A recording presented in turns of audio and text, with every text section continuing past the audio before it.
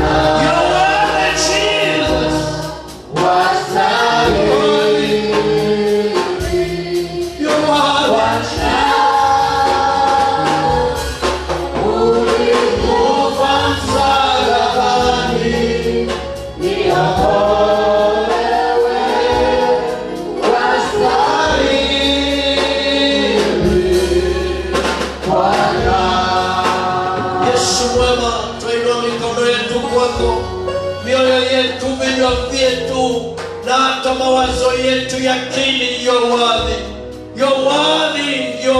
Jesus. Wewe ndiye ulijitoa ili tuwe huru, ili tuokolewe Bwana. Ukava msalabani, ukateswa msalabani, ukakufa kifo cha aibu, na ili sisi tuwe na kesho. My Father, wasahiri Bwana, wasahiri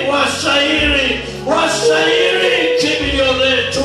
Twakutukuza tunapoketi miguuni mwako, twatambua kama si wewe hatuwezi.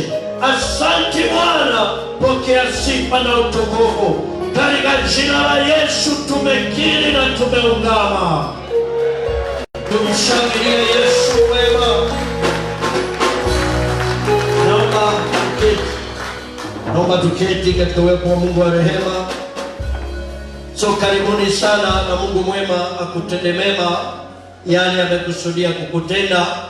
But I want to recognize the presence of the most newly married couple around us. That is Mr. Kabugi and his wife Casey Kane. Sikuja tumseme hai na kamoja. Tushangilie Yesu as we bring these dear ones. Wow. Shangilia Yesu vyema. Hey. Sinaona hata wiki imefanya kujaongeza. Kube. Hey. Haya. Na nisiongee sana. Siharibu mchuzi. Bwana asifiwe. Praise God.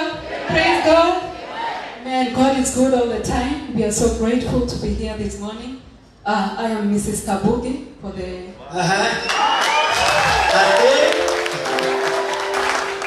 new members, and I am blessed this morning. I am born again. The Lord has been so good unto me, and we are blessed to be here this morning. Bwana asifiwe. Personally, nimewaamini sana, and it's been long. It's already 2 months and 1 week. Bwana asifiwe. Those who have been there, I think it comes a point unajua kuhesabu sana. Any date inafika ya harusi yenu haiwapitani, mnajua it marks a certain day. So we are so blessed, and we are so grateful that you people were able to support us in a very, very big way. And we are so grateful to God for giving us such a glorious day.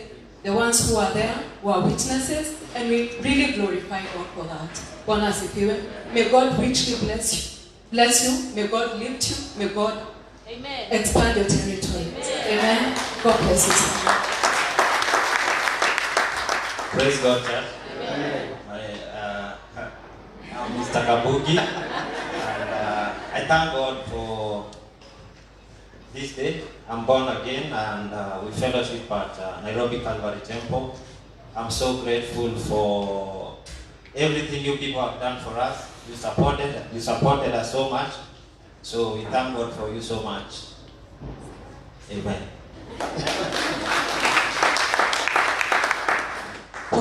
He said haongeaje sana, mimi huongea sana lakini sasa napima kidogo. So I remember the very last time we were here, we promised to bring a cake, and I thought, we promised to bring a cake which did not come but came today. Bwana asifiwe. So those people who are not able so maybe at the end of the service we'll be able to have some good planning and we shall celebrate together. So God bless you so much, and we love you so much. But Mom, thank you so much. We are so honored. Yani kule mnatambulika sana. We are so blessed, and at least we are recognized that we have parents who really care for us, who really mind about us, and wanajua tumetoka mahali ambapo kuna madhabahu ambayo inatambulika. Bwana asifiwe. So God bless you so much. Thank you. Wow, can you appreciate them? You look good. You look good. Kabugi hauko hivyo. Let's see you are.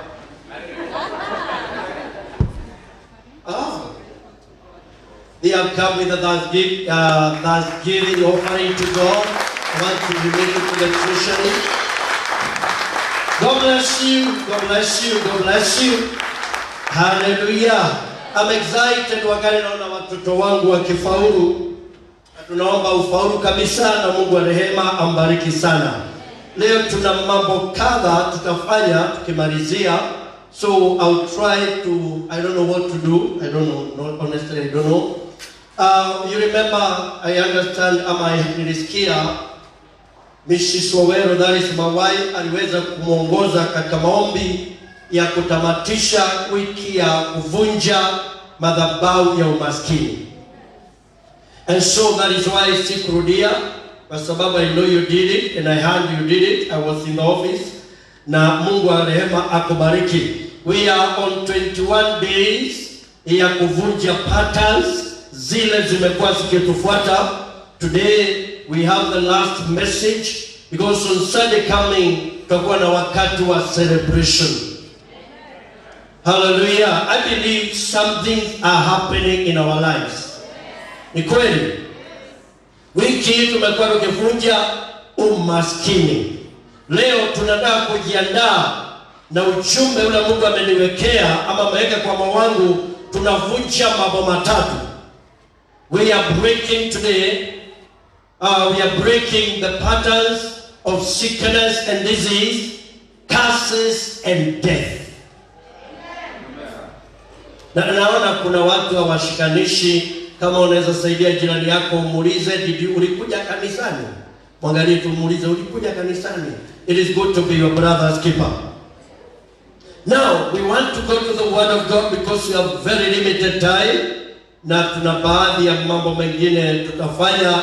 Among them, tunakula keki ya harusi. Hallelujah. Mark chapter number 5. Mark chapter 5. We are experiencing some hiccup because of our technical bench kule nyuma. Sabu our laptop is not really coordinating, but I know it will coordinate before long. I don't know what has happened, Victor. I thank God because of this young man, Victor. God will surely bless you. You have been so much committed. Mark chapter 5, verse number 25. Jana tulikuwa tumeenda na huku upande wa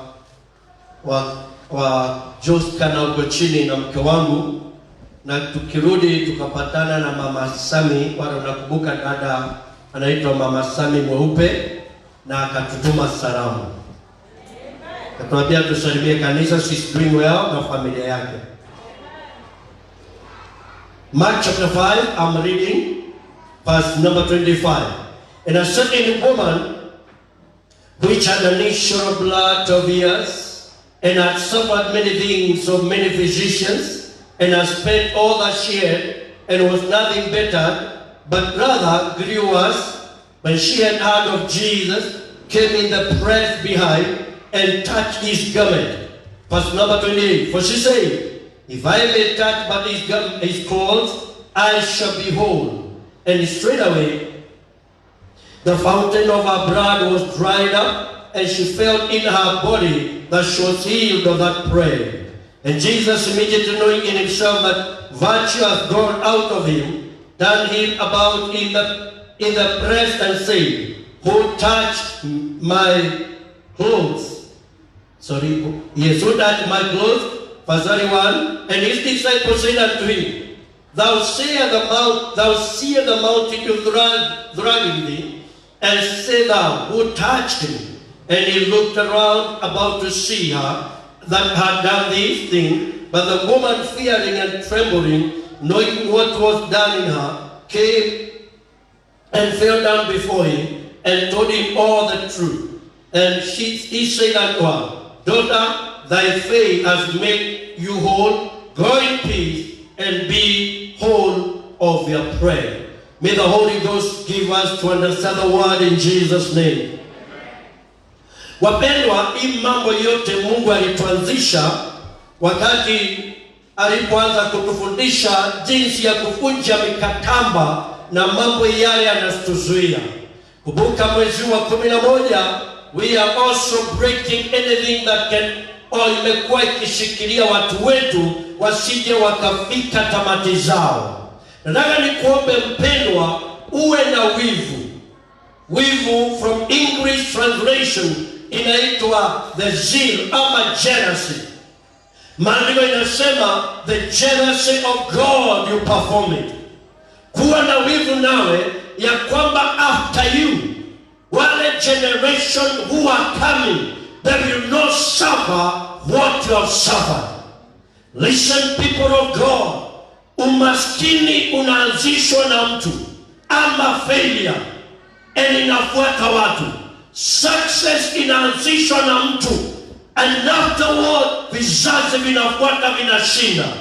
Sikiza mpendwa, kuna watoto saa hii, kuna level anajua yake, hata akienda shule cannot be intimidated, maana anajua who he is. Na kuna watu wherever they go, they prepare for second levels. Why? They believe they are failures. Let me speak to you.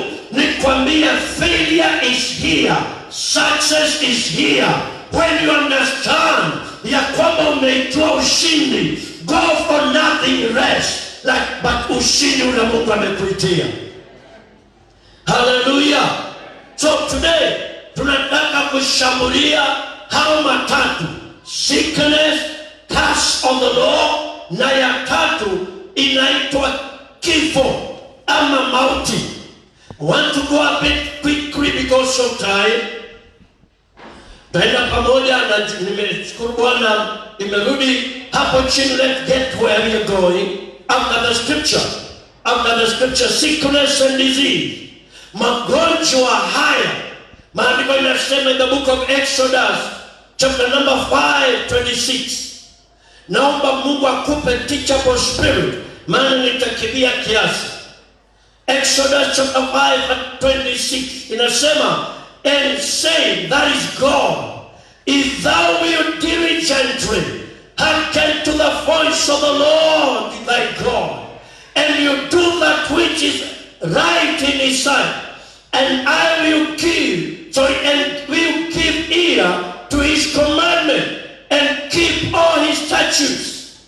I will put, now look at what follows, I will put none of these diseases upon you, which are brought upon Egyptians, for I am the Lord that healeth you.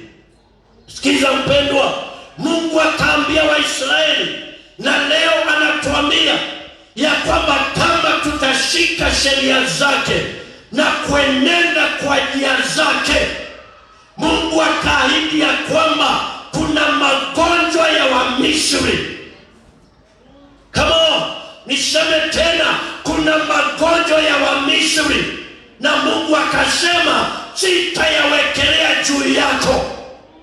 It is important kujua ya kwamba magonjwa yale yanagandamiza watu na haitoki, ni yale yamewekelewa na Mungu.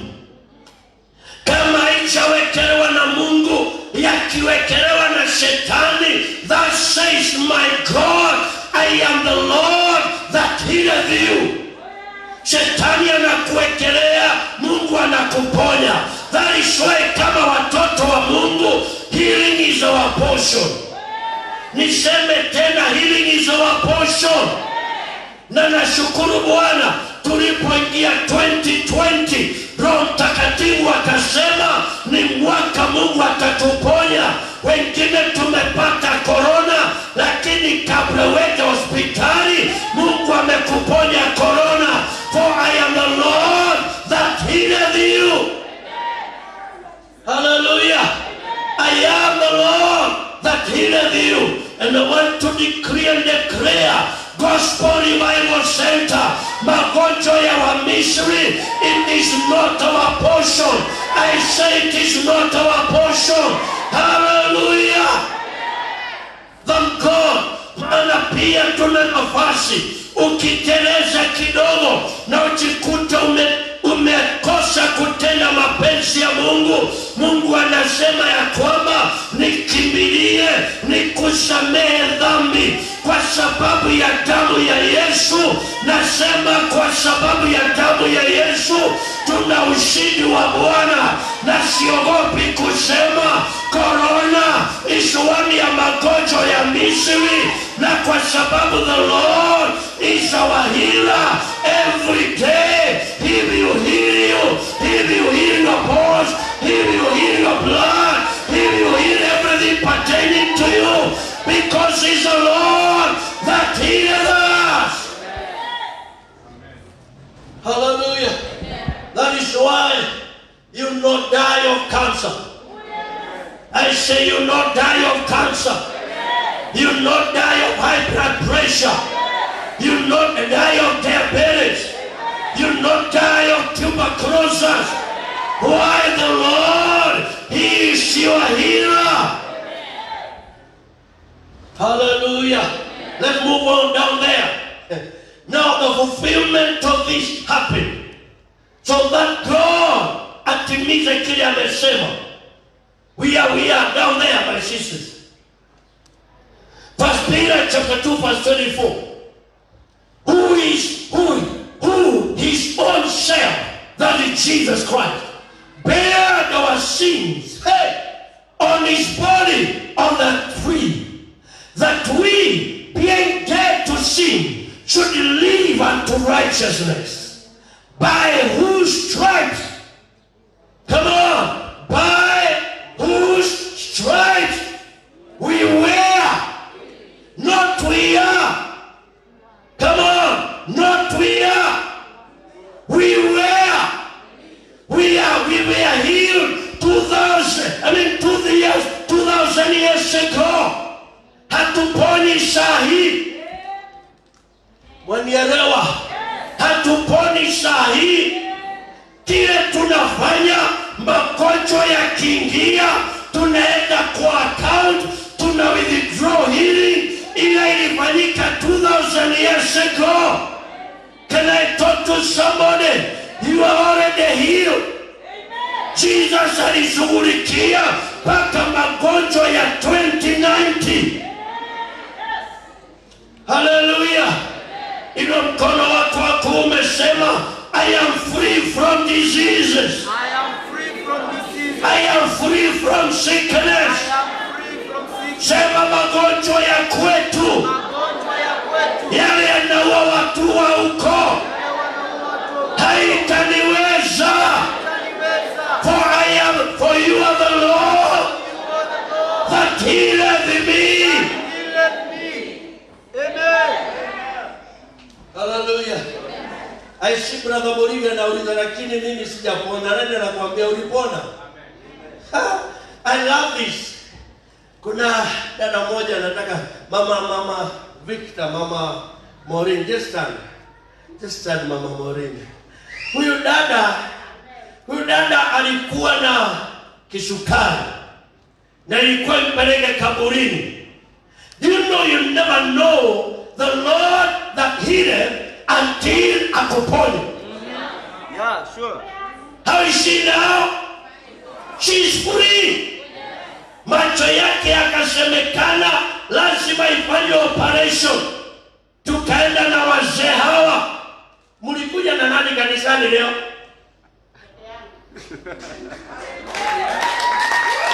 Na hakuwa anatoka kwa nyumba, lakini leo ametoka kwa nyumba ako hapa kanisani. Maana the word of God must happen and be manifested katika maisha ya mtu. Hata kama uko na kisukari leo, don't let the devil tell you your case is over. I declare and declare it is not yet over. It is not yet over, Murinde. Amen. Hallelujah. Kuna, God bless you, Mama Murinde. Kuna wimbo Mrs. Daktari aliongoza, na ijulikane wewe.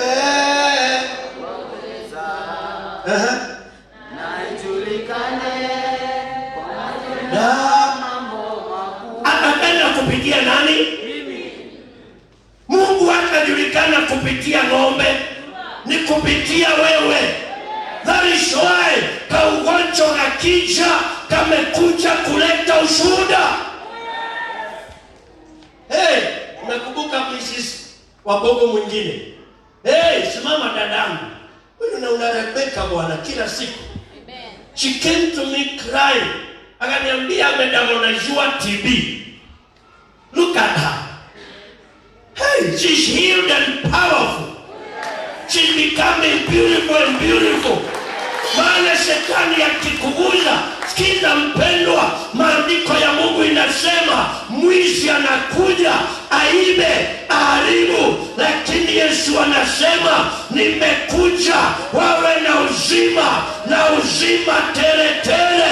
Hallelujah. Whatever the devil touches, when the Lord comes to repay, he gives you double of what you have. I declare double healthy, double victory katika jina la Yesu.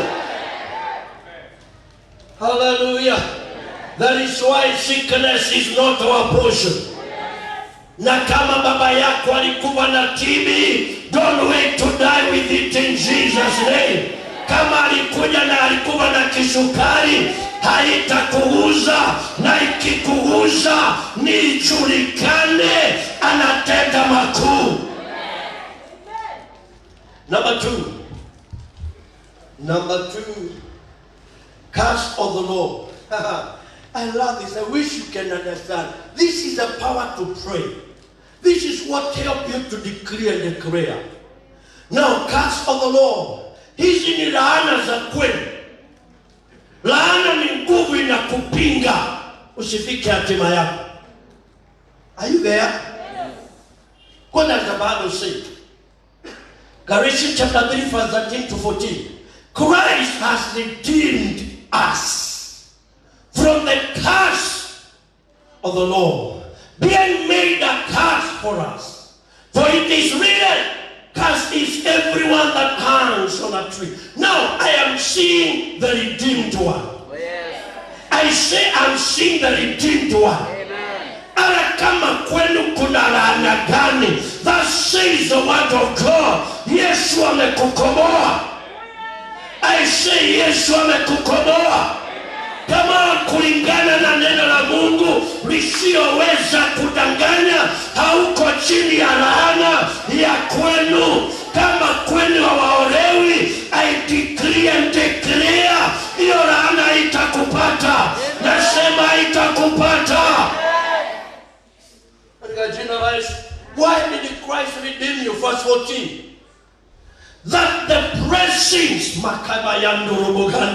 Christ redeemed you, that the blessings of Abraham might come upon the Gentile through Jesus Christ, that we might receive the promise of the Spirit through faith. Oh God, I wish I can be able to demonstrate, but time does not allow. I was born here, mahali watu hawaolewi, mahali watu hawafanikiwi, mahali watu wanakufa prematurely. Lakini nilipoamini Kristo, alininunua from here on, alininunua from here, akanipeleka hapa where kuna neno la kufanikiwa. Neno gani hili? Mungu alimwambia Abrahamu mlima Moria, akamwambia kukubariki nitakubariki, na uzao wako nitaushindisha. We have a promise of multiplication. I say we have a promise of multiplication. May you multiply. I say may you multiply. May financially multiply. May your children multiply. May whatever you multiply. Number 2, akasema, and your seed shall possess the gates of their enemies. You have the ability to possess.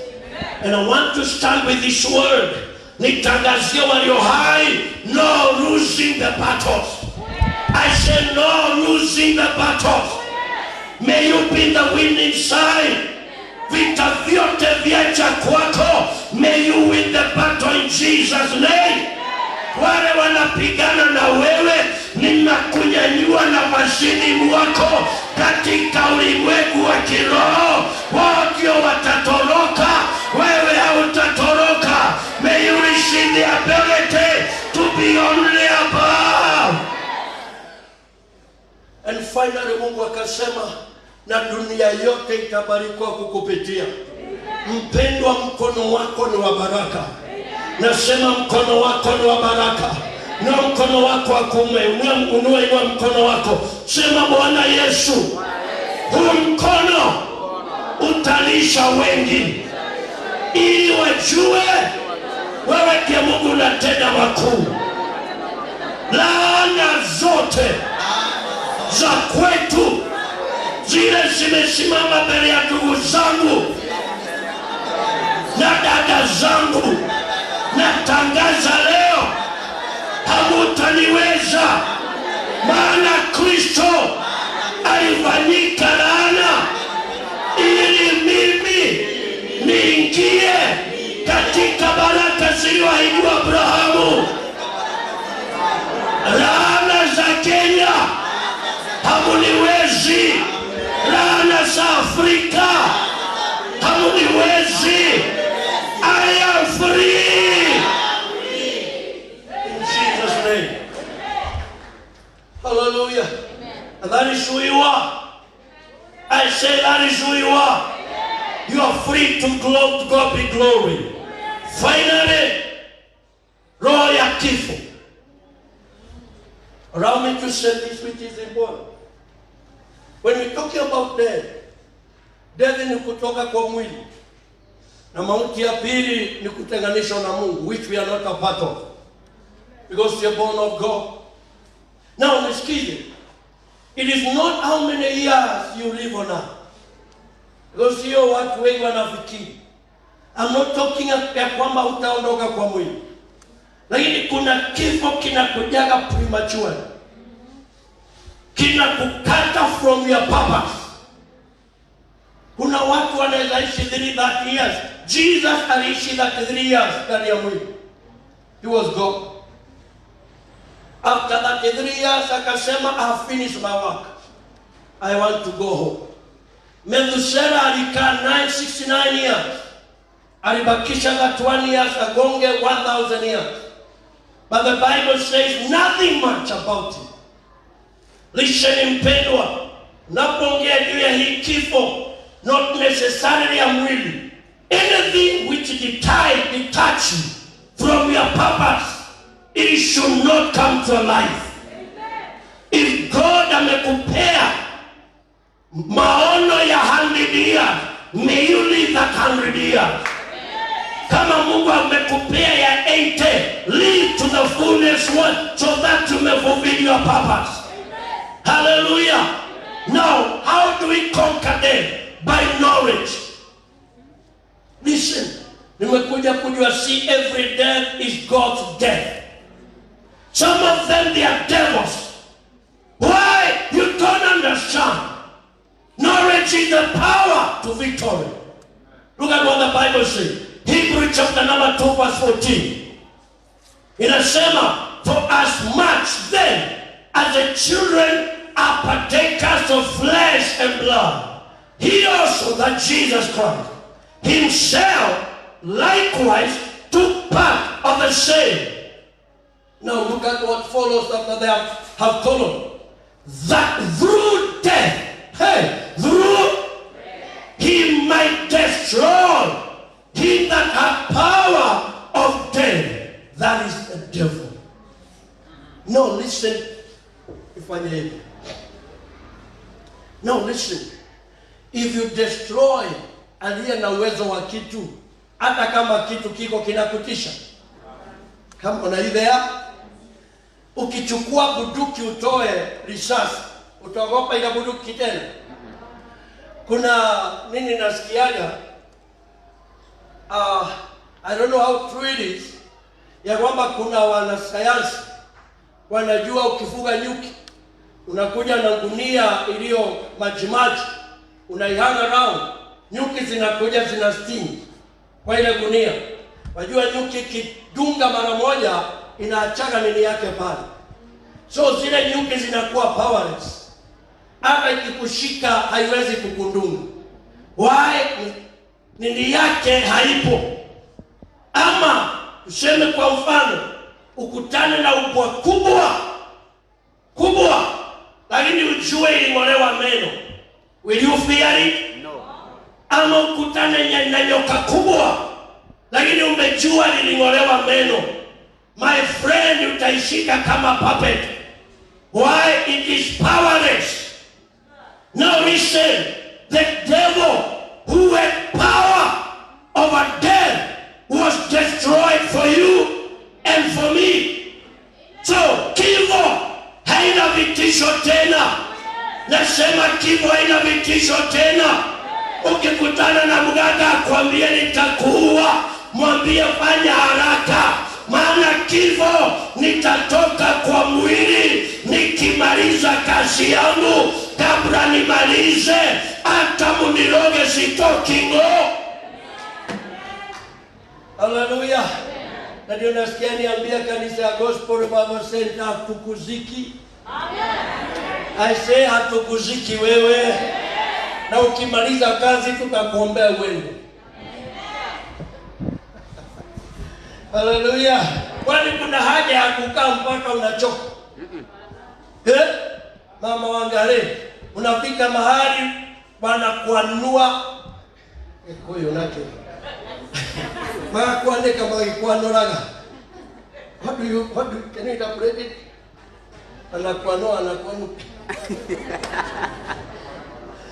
Yaani unafika mahali unatolewa, unawekwa kwa jua, jioni unarudishwa kwa nyumba. Don't want to live that life. Nikimaliza kazi naondoka. Hello. Lakini kama sijamaliza hakuna wenda katika jina la Yesu. Hata upigwe risasi unaendelea kuishi. Amen. Kwa sababu risasi haina nguvu. Tuko pamoja. Kwa hivyo usitishwe na urogi yao. Tuko pamoja. Not dying in Jesus. Hallelujah. So you know those three things are destroyed. Now the question is, how do I get them? Let's go back to our scripture. How do we get them? Number one, what do you hear? Wengi tumerogwa na maneno. Maandiko inasema, mahali tumesoma the scripture in the book of Matthew, Mark chapter 5. Yule mama mjane. Oh, I wish I'm preaching this. It is very sweet, but I have to constrain myself. Nisikize mpendwa, yule mama mjane, maandiko inasema miaka 12, 12 years. alikuwa anapoteza damu. Now every woman here knows what it means. Damu, it means life. Now think about this. Not one man, not 1 year, 12. Kulingana na sheria ya Musa, anybody akona nafasi kama kali kama hiyo alikuwa anaitwa unclean. So you are not supposed to interact with the people. So number 1, you know you are unclean. Number 2, miaka 12 lazima nguo yake ilikuwa zimechafuka. And so look at that woman. Ananuka, hana utukufu wote. And finally, ya 3, mwili wake ni mnyonge. Maana unapopoteza damu, mwili unakuwa mnyonge. I want you to see the picture of that woman. Na maandiko inasema alikuwa ametumia pesa zake na wale makunga na waganga mpaka zimeisha, akijaribu kutafuta tiba ya vile anaweza pata uponyaji. But one day, akipita somewhere, mhubiri anahubiri about Jesus, akasikia about Jesus. Listen carefully. What you hear will determine what you become. Let me say it again. What you hear will determine what you become. Tumekuwa na 21 days za kuvuja hiyo mambo, lakini kuna watu watabaki wakiwa vile walivyo. Why? Maana umejisingira with the people who speak garbages. I understand. Hapa kuna watu wanaroga wengine na maneno. Nawaambia kanisa hakuna mahali naenda. Ana mimi niko jiani kwenda. Nauliza swali, niko jiani kwenda unafanya nini? Sungekuwa umeenda. Hawaendi na waachili wengine waingie. Na kuna washirika magas wameroga. Nisikize mpendwa, usisikize maneno zingine. Mbona wewe unaroga wengine? Siwaambie hapa kuna Mungu. Maana tulipoingia 2020 alisema atatuponya. Hakuna mshirika amelazwa hospitali hapa. Na kwingine hata maaskofu wamelazwa. Kwingine wachungaji na wahubiri wamekufa. Washirika wamelazwa. Hapa Mungu anatuponya. Na wewe unasema hakuna Mungu. Kazi yako ni kuroga morogiono. Wakati mwingine nasikia uchungu. Maana mpendwa, kwa nini usikata watu? Encourage people to love God. Huyu mama, imagine wale watu walikuwa wamekutana nao hawakumsaidia, lakini aliposikia, listen, faith comes by hearing and hearing the word of God. Na fear inakuja kwa kusikia na kusikia kile shetani anasema. Sasa wewe unaenda ukipanda magugu. Unaenda ukipanda magugu. Sijui fulani ameenda. Yule ameenda si wa hapa. I want to shout it again. Yule ameenda si wa hapa. Tuko pamoja? So mpendwa, wakati unapitia jangwa, wahitaji a brother who can give you a life testimony. Who can tell you kwa Mungu kunawezekana. Kwa Mungu kuna kesho. Hallelujah. Matthew chapter 13 verse 15 inasema, for these people's heart, look at this, for these people's heart is wax gross. Kwa nini mioyo yao imegandamana? Ni maneno wanasikia.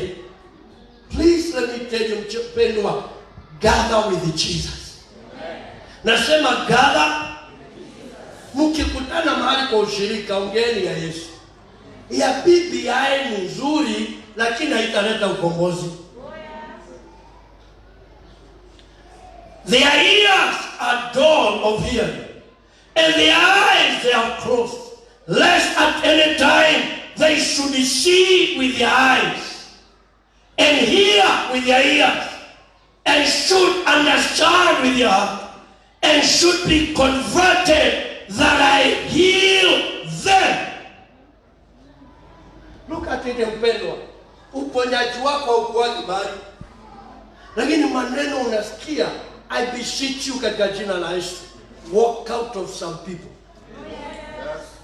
Kama wewe ni wa mbinguni, jifanyie vizuri. Nikwambie kitu, ukiondoka utaacha wengine wakila. Na Mungu atabaki Mungu. Na munisikize vizuri, mahali Mungu amekupanga kufia pale. Are you hearing? Uliza wale tulikuwa nao Kangemi, akina John, akina Jane here, akina my wife will tell you. Kama ningetoka, wale tulikuwa nao walitishwa wakatoroka. I wish I can bring them one vile wako. They have gone through hell. I stood my time until now. Listen carefully. Kondoo yako haiko kwa kila mlima. Oh God. Mungu haweki kondoo kwa every mountain. Know your mountain. Connect yourself there. God is a God of order. Hallelujah. Abuga ukama zako mwambie wacha kuniroga. Dada yangu, ndugu yangu, kuweni makini. Mungu ni Mungu wa mipango.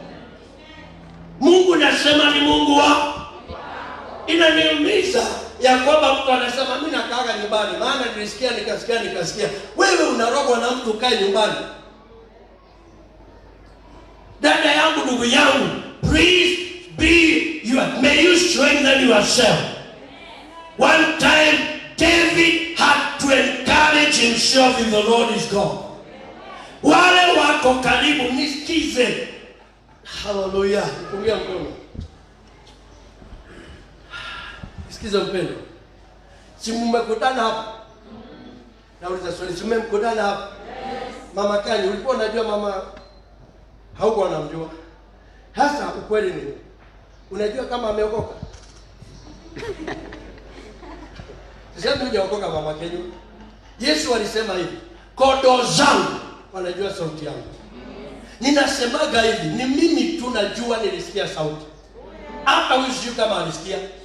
Nani anajua alisikia? Hajui kama nilisikia.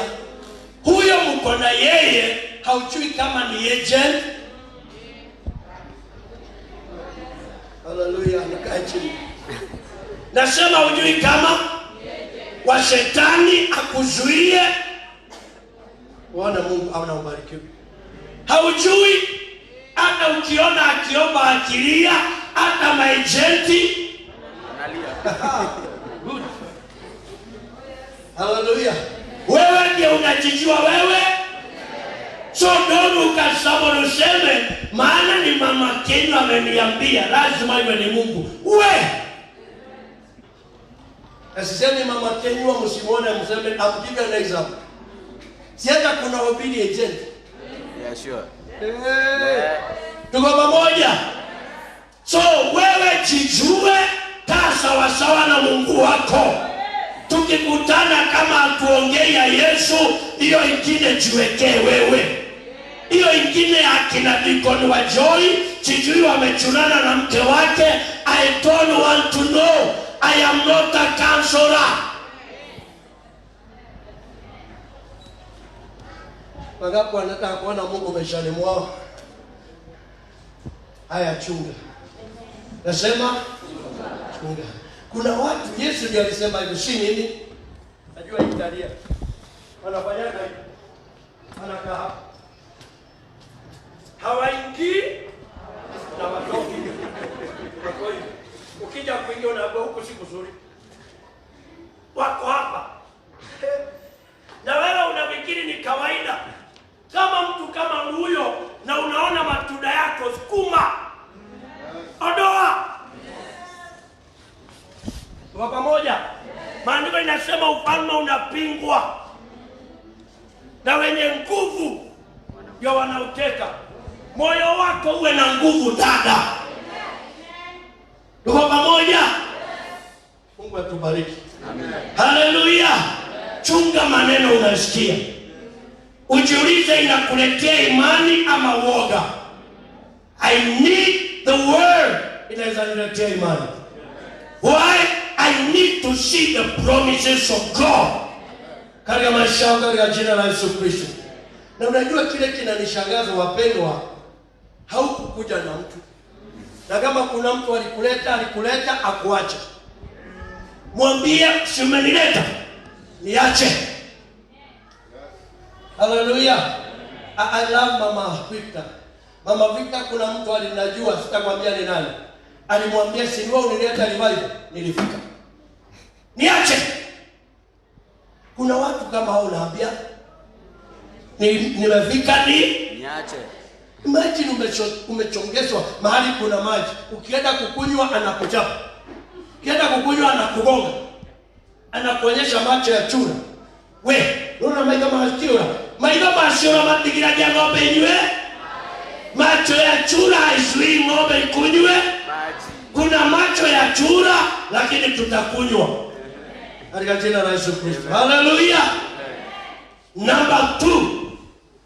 Baada ya huyu mama kusikia lile neno alisikia lilipanda imani ndani yake. Jiulize, hilo unasikia kutoka kwa mtu fulani inapanda imani ama inapanda uoga? Hallelujah. Hebrews chapter 11 verse 11. Through faith, look at this. Through faith also Sarah herself received strength to conceive a seed, and was delivered of a child when she was past age, because she judged him faithful who promised. Let me just say this before we go to verse 12. Neno lile unasikia linafanyaga ujudge God the way you judge him. Kuna watu wamekuwa na hasira na Mungu. I've seen them. Wadugu na wadada wamekasirikia Mungu. Wafuate wale watu wamekuwa wakiongea nao. Mtu ana hasira na Mungu mpaka unasikia akisema, hii Mungu nimesikia, ni kama alijaji, ni kama aliniacha, ni kama alisahau. Wapendwa, be careful the word you hear. I know of a sister, I will not say jina lake. Hapa. The sister came to me akiwa anataka kutumikia Mungu. And we prayed na Mungu akaanza kuminua. Na kaanza kutoa. Alipokuwa akiendelea kutoa, dada moja akamkujia. Akamwambia, wewe hizi pesa unatoa shauri yako. Akamvuja moyo wa kutoa. Ndugu yangu, dada yangu, nisikize, kuna watu wanavujaga wengine moyo. Nakwambia hata sisi tulikuwa tunatoa. Ndugu yangu mpendwa, kama mlikuwa mnatoa, zamu yenu ya kutoa ilikwisha. Ni zamu yangu. Yule dada aliachilia. What she went through. Why? Maana Mungu anakuinua kwa sababu ya kazi unafanya. Be careful. I say it again, be careful. Mpendwa, be careful. Hebu nikuuliza for sure. I don't know. Kuja buyangu. Brother Kameta, not Kamata. Now, look at this. Kuja nani? Kuja Ligon Mashani. I want you to look. I want you to look at me. Now, tell me, who is his friend?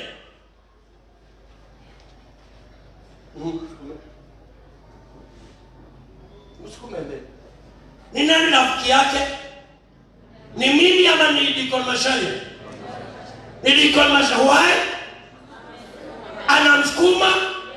Sasa huyu ndugu anakuita mpendwa na anakusongesha nyuma. Umeacha maombi, umeacha kutoa, umeacha ushirika ukujagi Sunday, na bado ni rafiki yako. Ni rafiki yako namna gani? Hakusaidii kupenda Mungu, hakusaidii kutumika, na bado hamfuata. Wewe umekuwa kipofu. Na kuambia atakusukuma. Akusukume tu. Twende tu. Kuingia tukulio. Maana ni mtumwa wa ibilisi. I pray katika jina la Yesu, be wise. I say it again, be wise. Maandiko inasema lile neno. God bless you. God bless you. Wapigie makofi.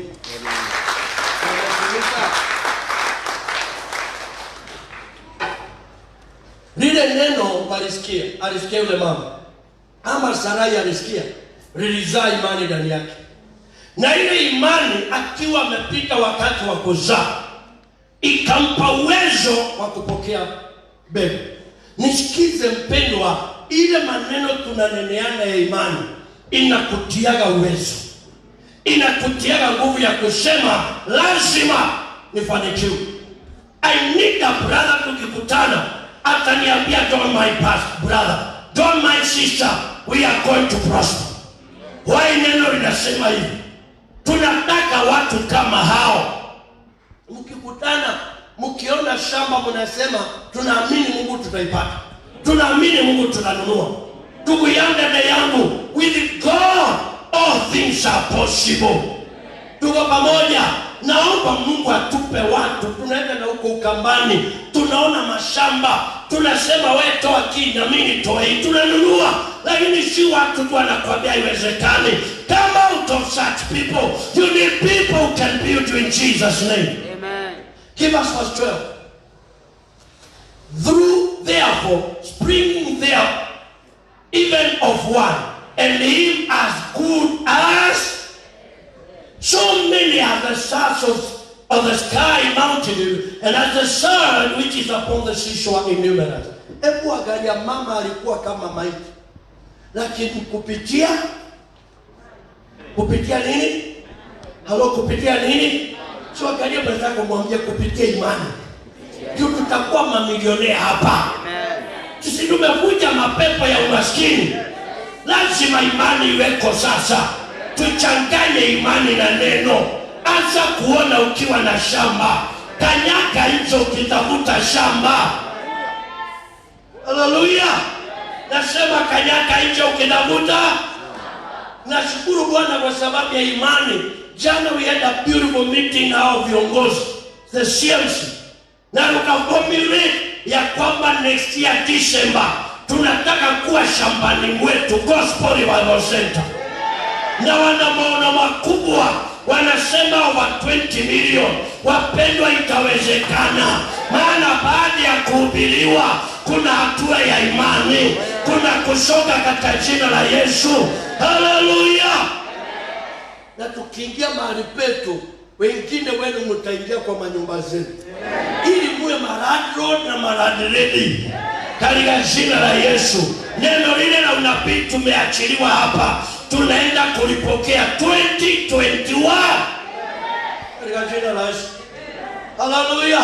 Na ninajitayarisha, nanunua mafuta mingi ya kudedicate magari, manyumba na mashamba. Maana tunachukua hatua ya imani katika jina la Yesu. Haleluya. Hey, kama Sara alipata nguvu ya kuzaa, unaniambia uwezi wewe? Uangalia mwenzako, mwambie unaweza. Mama hana uwezo wa kujifungua, tumbo lake haliwezi, lakini kwa imani inachokora tumbo, linakuwa oda katika jina la Yesu. Natangaza katika jina la Yesu, tumbo lolote la kiroho limekosa kuchukua mimba ya baraka, limeshindwa kuchukua mimba la ushindi, Mungu wa rehema alichokore, airejeshe vyema. I decree and declare no failure here. I say no failure here. I say no failure here. Katika jina la Yesu. Hallelujah. Oh, I feel excited and blessed. Hebrews chapter 4, verse 1 and 2. Let us therefore fear. Look at what Hebrews say. Let us fear, lest a promise being left us of entering into his rest, any of you should seem to come short of it. Wapendwa, naomba Mungu atupe kuogopa ya kwamba hutaingia katika pumziko lako. Si tu katika bingu, hata hapa duniani kuna eneo la pumziko. Kama kuna kitu nachukia ni kitu ya maradroth ya kulipa rent. Unang'ang'ana kwa sababu umeshindwa pesa zimepungukia, unajikuta unalipa tarehe 10. Kabla upumzike unasikia kongo kongo. Mwisho wa mwezi imefika. Unaishiki na stress. Si Mungu atupe rest. Si Mungu akupe rest. Katika jina la Yesu. Hello, are you there? Hii mambo ukienda lazima upangwe na makanga. Ama si yenu hapa. Makanga anakupanga vile anataka, na ukicheza cheza anakuambia toka nunua yako. Si Mungu akuingize kwa pumziko. Mmoja niliomba na uchungu, maana mimi nilikuwa na shida, nachukia kupanga. Watu naenda na kule kwenu, lakini si kwenu mbele. That's the time my daughter na my son walikuwa wanasomea pande hiyo. Sasa tumeenda na mke wangu, tumefika ni kwa kina nani? Jiro, Mkiretile. Sasa tumeingia vizuri, watatu. Gari kutoka tu kwa stage kufika hapo pale, mtu kaanza kupangwa. Tuko kiti ya nyuma. Nikasema sisongi. Kabla tunaweka mtu hapo sisongi. Na nikakataa. Mungu ni mwema, anatukoboaga. Akaniambia usongi, utalipa hiyo kitu. Nikamwambia ngoja moja kama nitalipa. Kwa mke wangu aliniuliza na kama wangeleta fujo. Nikamwambia sijui. Nikakataa, nikasema sichongi na kakataa. Wengine wakapangwa mpaka wamama wananiangalia, sio ni nani huyu? Hajuaje huko tunapangwa na huko watu wanafika kama mnapanga kwa siku hizi. Walikuwa napangwa mpaka wamama unahurumia. Wanawekwa tano. Haya, tukafika stage ya mahali ya kushukia. Tulipofika ameningojea nje. Nimempea nami nikajua nimempea pesa zimetoshea. Na watu wawili, mimi na mke wangu. Aningojea nje akaniambia lipa hiyo kitu kingine. Nikamwambia nani? Nikapodoa macho, ninajua kusijaza. Nikakondoa macho nikamwambia nini? Unanijua nini? Makaka akaoga gari papo. Dereva, tokie. Wapendwa, nikaomba nikaambia Mungu nikomboe na mchungu. Mpendwa, unapangwa mpaka haki yako. Si Mungu akukomboe katika jina la Yesu. Nasema Mungu atukomboe. Katika jina la Yesu Kristo. Haleluya. Wapendwa, Mungu atuingishe pumziko yake katika jina la Yesu. Atatuingizaje? Verse number 2. Look at verse 2. For unto us was the gospel preached as well as unto them. Injili tunahubiriwa ndio ilihubiriwa wao. Look at after full colon. But the word that preached to them did not profit them. Kumbe hili neno linaweza kosa kukufaidi. Hebu angalia mwenzako, mwambie si wa kwanza. Mwangalie na kama anakuangalia vizuri ni wa mkono, tukende hiyo pepo. Mwambie wewe si wa kwanza. Kuna watu hapa neno halitowafaidi. But I thank God hawako leo. Why? Neno halikuwafaidi. Not being mixed with faith in them that had it. Hili neno lisipolichanganya kwa imani halitakusaidia. Si tumekemea roho ya magonjwa. Si tumekemea roho ya umaskini, laana, kifo. Ndugu yangu na dada yangu, sasa simama kidete. Utajiri haitakupata kwa nyumba. Hello? Nasema haitakupata wapi? Kwa nyumba. Tuko pamoja? Kanyaga nje. Kama ni shamba, anza kutafuta. Na kama utaanza kukomboa. Kuna vitu tumeanza na mke wangu. Tumeanza kusumbuka. Maana sitakuwa na hubiri tu. Nataka hata mimi niwe nasema hii shamba la mahindi. Natoka hapa hamuoni mwisho. Haitaanza juju. Do something. Are you there? Do something. Katika jina la Yesu Kristo. Answer. Wacha niulize swali, a very simple question. Ni wangapi mna driving license? You have a driving license in your pocket. Hebu angalia ni wangapi. Hivyo ni mkono vizuri, maana nyinyi ni mashujaa. Hebu angalia yule yako hapo, muulize unataka kuchukua lini? Mrs. Jiro. Si hapa wa mama mliambiwa mtanunua magari? Yes. Na mashamba. Uko nayo? Thank you. Wewe hauna. Hebu uliza mwenzako, mwambie driver license ni kama kitambulisho. Anything can happen. Ukutane na mtu akwambie chukua hiyo gari. Amen. Kaanza kutetemeka ukiuliza ni nani. Ndugu zangu, dada zangu, kuna vitu lazima tuwe nazo. Oh yes. Driving license na passport. Oh yes. Hello? Na nini? Passport. Hello, nataka ama niulize, ni wangapi una passport? Si ya East Africa. Mbona tena ni wangapi? Wengine hawana kaijogosh. Maniko directed out. Anza kupasuka. Why things you start opening up? These are steps of faith. Come on. I say these are steps of faith. Anza kutangaza. Wakati nilianza kufikiria gari, nikawa crazy. Paka nilitafuta fungo moja inafanana na gari. It may look foolish. Yule kwa anatembea gari. Kiulizwa anasema ndio, mpaka bisho moja akaniuliza, na gari yako ni aina gani? Those days hata sikuwa na gari yote. Nikamwambia ni Toyota. Nango dako niuliza Toyota ina gani? Mwambia ni Toyota. Na nikajijaza na watu walikuwa wanafikiri niko nayo. Nikaanza kuchukua kaa haya. Sasa hata mchungaji mmoja alisema na uko na magari mingi. Hivi nikahaya. Na nikakataa nikienda safari ya bari kwenda na matatu. And I had a son aliyenichokora, Timothy. Timothy naye akafika mahali akasema siendi na matatu. Siku moja wakaenda na mke wangu, occasion ilikuwa Nyeri. Ameenda na mama mwingine. That guy was not coming back. So lazima wangerudi na matatu. Na mke wangu alikipata. Wameenda kwa matatu. Timothy anasema siki. Ani kwa matatu. Anashika na anasema siki. Anaulizwa unatakaje? Pigia tata kuja na gari.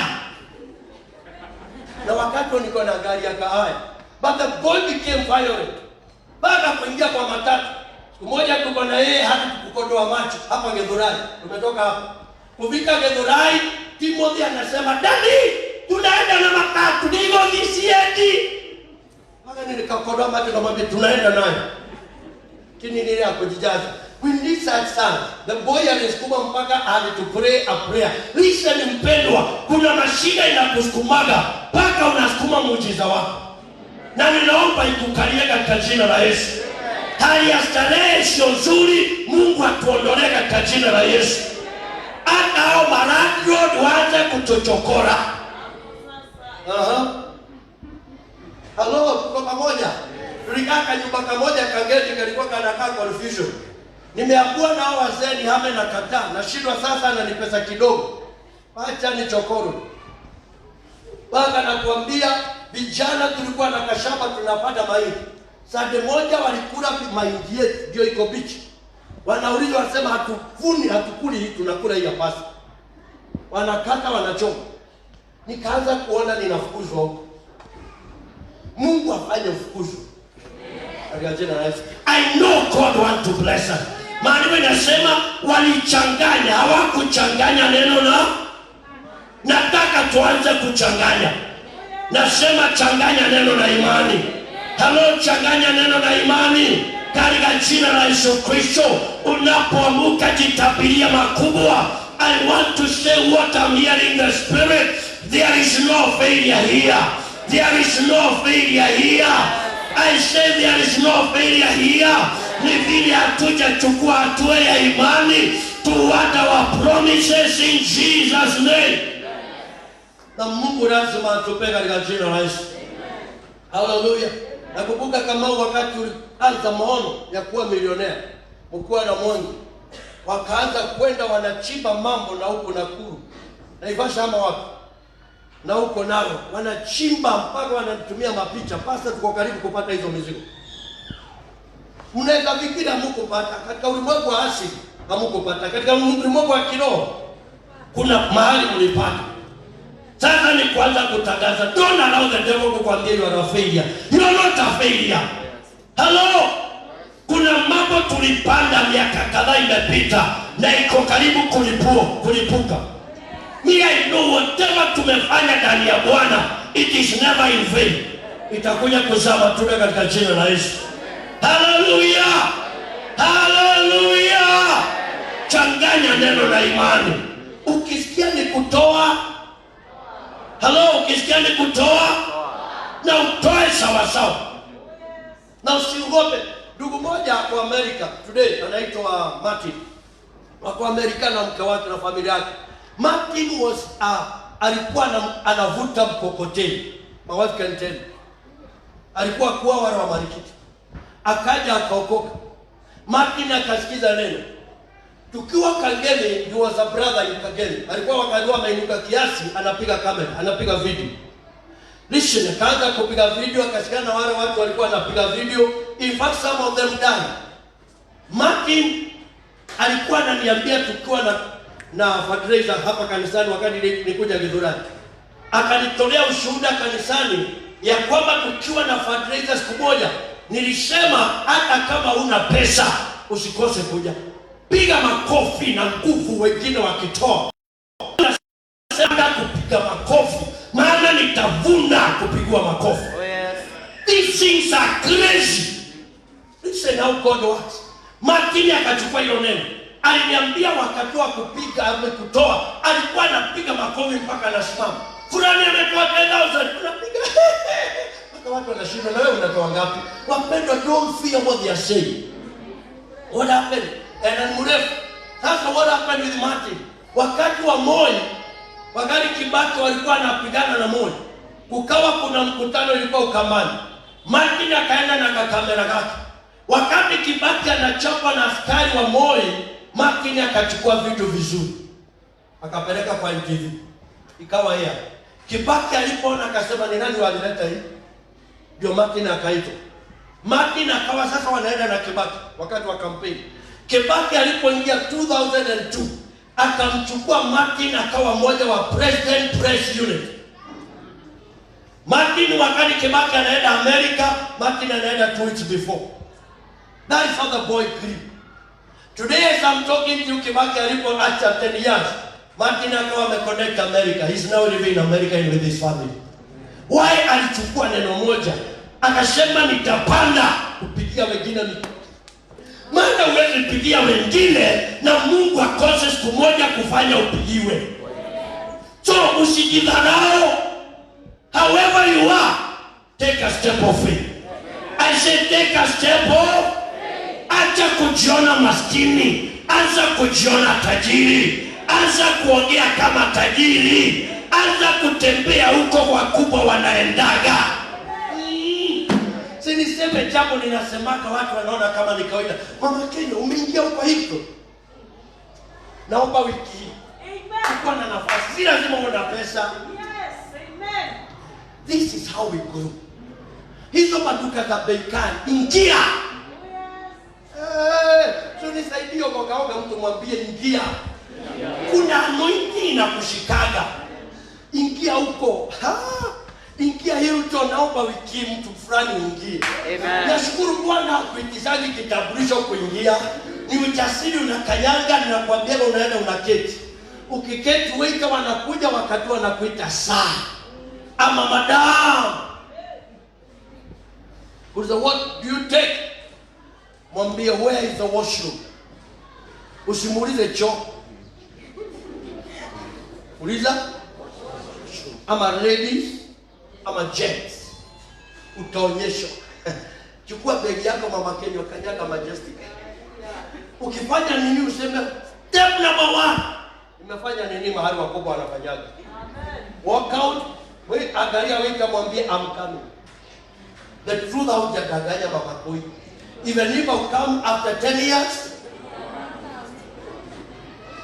something inaweza kubadilika. I pray may your thinking change.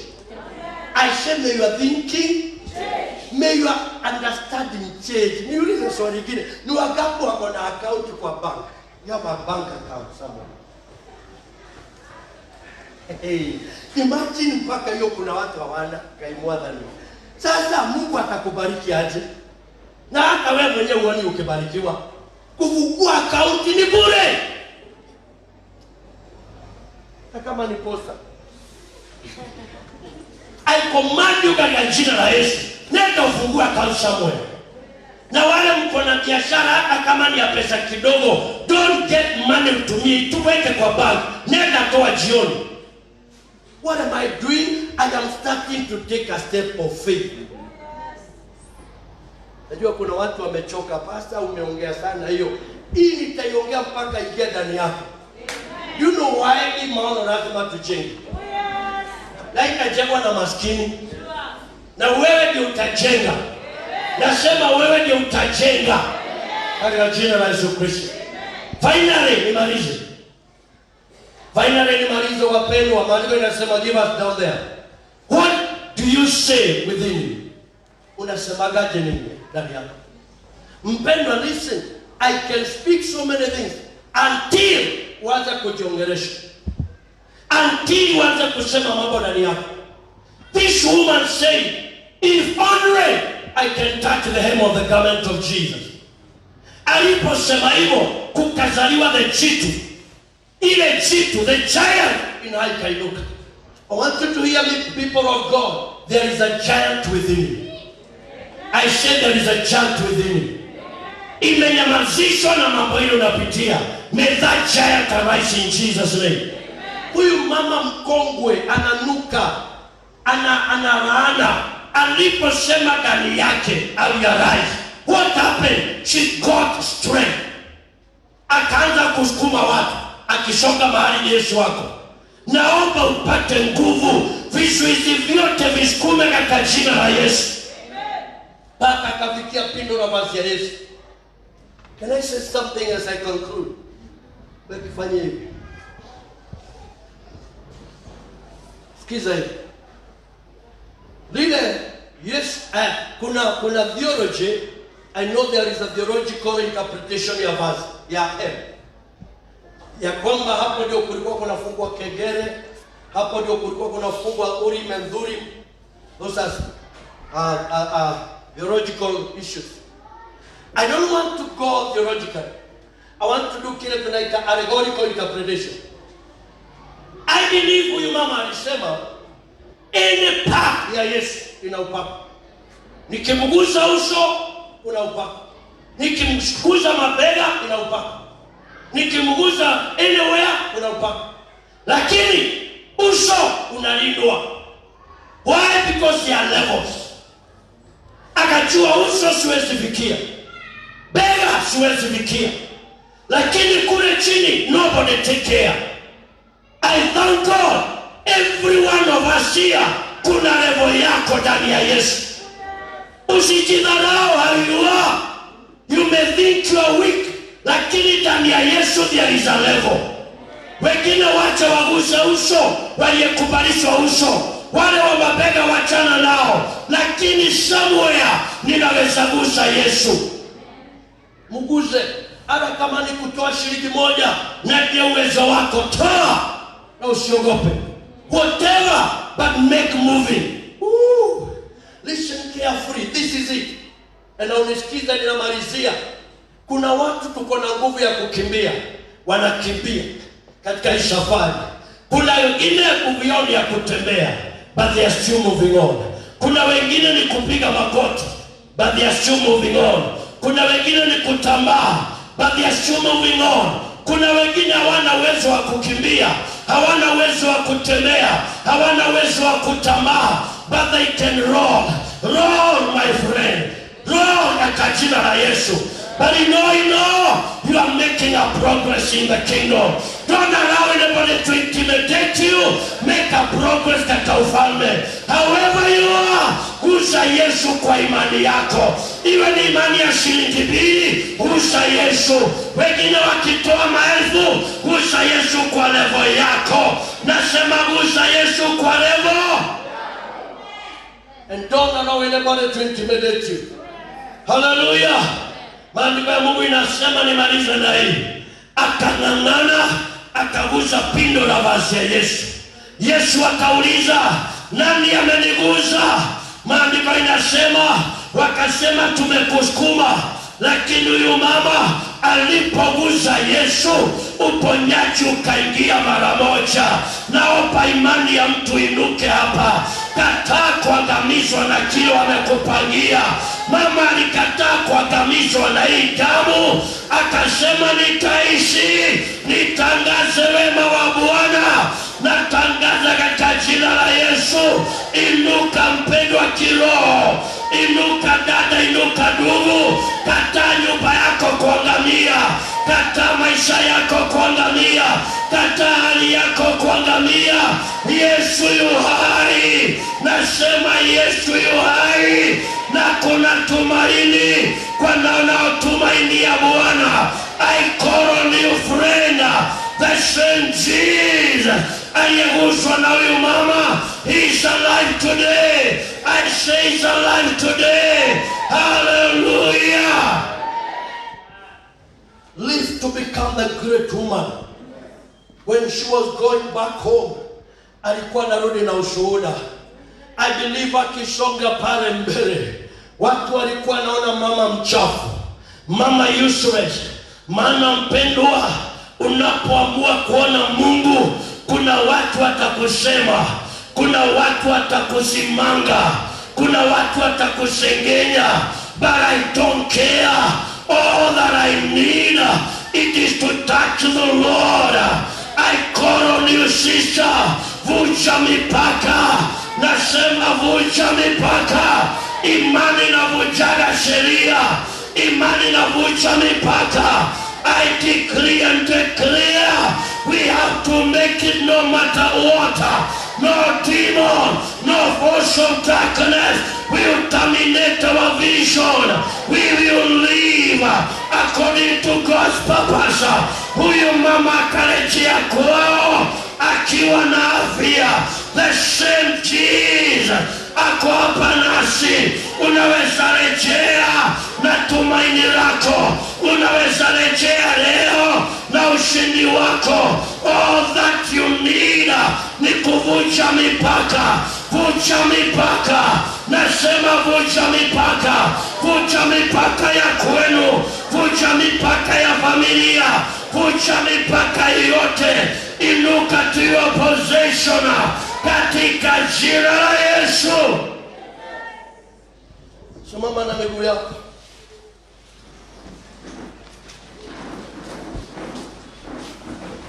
I've done what I was supposed to do, and I feel complete.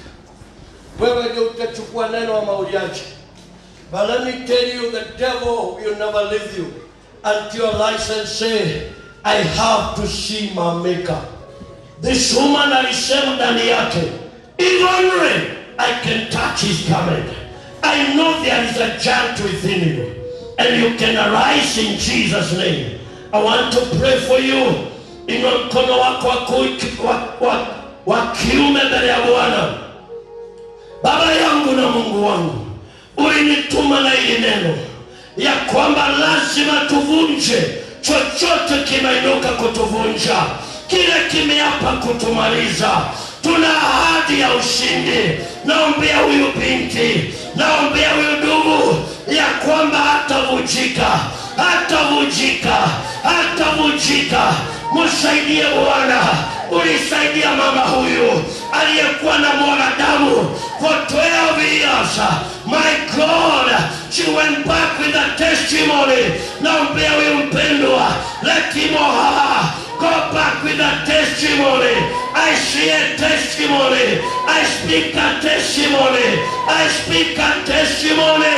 May you receive the power to change your testimony, to change your life, to change your account, to change your business, to change your family. Receive it, receive it, receive it, receive.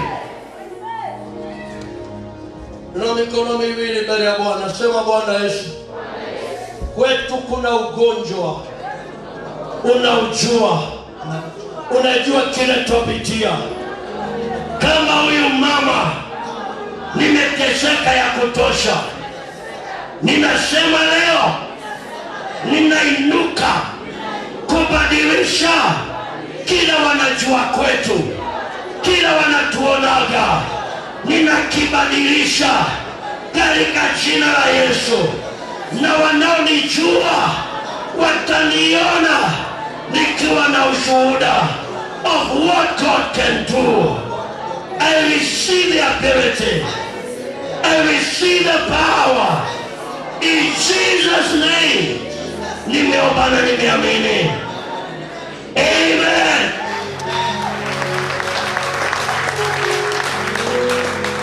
Anybody, you have a chronic disease. Ugonjwa usioponyeka. Anybody, very quickly, very. Unapita mikono, songa mbele. Ugonjwa ule lazima you live under medication. We are practicing the word of God today. What God has said to us, we have to put it in practice. Katika jina la Yesu. Naomba nipate wamama wawili. Wajasimama nyuma ya mwalimu wetu. Mwingine nyuma ya Petro. Thank you, thank you, thank you. God bless you. Inueni mikono kwa Bwana. Nataka nyinyi mlikuja mbele sema Bwana Yesu. Sema kwa nguvu, Bwana Yesu. Wanijua. Wajua hali zangu. Wajua mwili wangu. Vitu vimepandwa na adui. Viwe shida kwa mwili huu. Ninapoinua mikono yangu, ninaongelesha sehemu zote za mwili wangu ziwe hai. Magonjwa mulipiga mwili wa Yesu ili niwe huru, mkauchapa mijeleni. Toshekeni na muniache. Leo ninatangaza uponyaji wa Bwana juu ya mwili wangu. Magonjwa kauka na utoweke katika jina la Yesu. Niko huru kutangaza wema wa Bwana. Amen. Pokea uponyaji, pokea binti katika jina la Yesu. God bless you, and as you walk a free woman in Jesus' name. Tukae chini haraka. Baadaye kuna mtu hujaokoka. Ndio born again na mlikuwa mmeokoka karudi nyuma.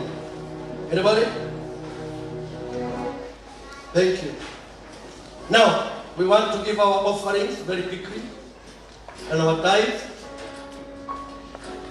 You need an envelope for tithe, just lift up your hand.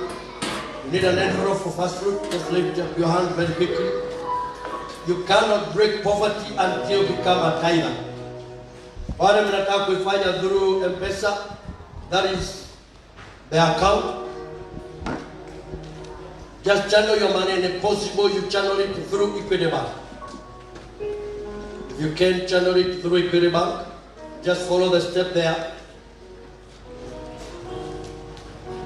Then ukishafanya hivyo, please pick up the envelope, uandike which account umechannel, kama ni Equity, uandike Equity, and God of mercy will bless you. Na uandike ni nini? It shall be well with you.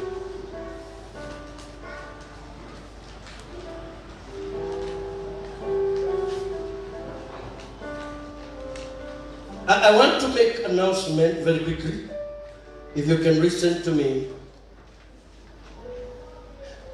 Tutakuwa tumetaweka vitu ya kuogea mikono. Zile zitakuwa permanent kwa uwanja ukiingia pale ndani. Wale tunakujaga midweek ama weekdays, tunakuja maombi ya anything, tutakuwa tuna vitu ya kuogea na kusanitize. We want to have full precaution. So ukiingia midweek service, lunch or meetings, maombi, please tutakuwa mitungi pale kama vile tunafanyaga. Then you are going to do what we are supposed to do, and it shall be a blessing. Also, walimu wetu wa Sunday school, we are requesting you kindly wale wako hapa, you try to implement it kwa watoto wetu. Tunanunua ile ya kuspray ili wakiingia wanasprayiwa, and if you can help them to put on mask, these are requirements for the Ministry of Health, and God of mercy will bless you na atakutenda mema. We are hoping by Sunday we shall have mounted one class with a screen, TV, whereby wale watoto wadogo they can be having a program ya watch cartoons and all those things, ili wawe huko wakiwa pamoja bila kuwa wanatoka. I hope that will be done by Sunday because we have all the gadgets. It is just a matter of mounting it, and it shall be well. I think the others, we shall do them as we move on. Kama kuna announcement I am supposed to make, done. Hiyo ingine nitafanya tukimaliza kutoka. Are you done with your tithe and offering? We can lift it kwa Mungu tuiombe. Baba mwema, ni asante maana kila karama nzuri na kipawa kizuri chatoka kwako. Nainua hizi vitu watu wako tuende kukuabudu nazo. Baba, zikubariki, ni neno lako twatenda, ikaweze kuleta utukufu na heshima katika maisha kwa jina lako wakati unatutenda mema. Bwana ni asante. Laana zote zivunjike na baraka iwe yetu. Katika jina la Yesu tunaomba, amina.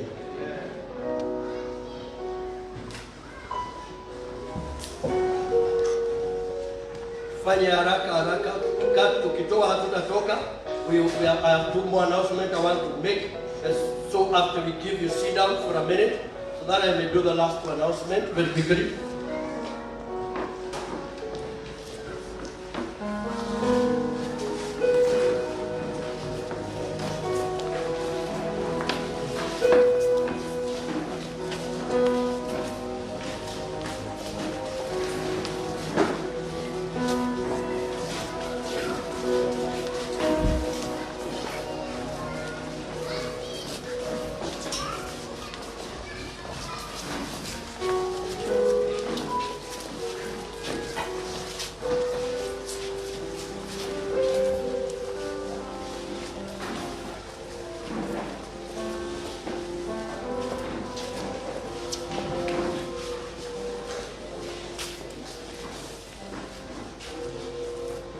Now, tunapoketi, I'm trying to work it a bit quickly. Now, tunapoketi, kuna one from the watu instrument. We are suffering from a mixer. We don't have a mixer. Our mixer ndio unasikia inaleta shida, inatusumbua, and we need a good mixer. So, technical bench waka request, we support them to raise some money to buy a mixer. Hallelujah. Kwa pamoja, sisi tumebarikiwa. So, the mixer which we need, it is going for 200,000. And so, the committee, we had a small committee, we were able to raise 70. So, we have a deficit of 30,000. 130,000, which we are giving ourselves the whole of this month of December. You can do whatever you can. But let me say this. Kuna watu na naomba hiyo tabia itavunjika. I remember wakati tulikuwa tunajenga strong room, kuna watu they prayed but they never honored their prayers. You don't pray to man, you pray to God. Please understand. Such things, the prayers, wakati una pray tunakuwa kuona, that is what is killing us. I pray if you are one of them, you never honored prayers, may God deliver you in Jesus' name.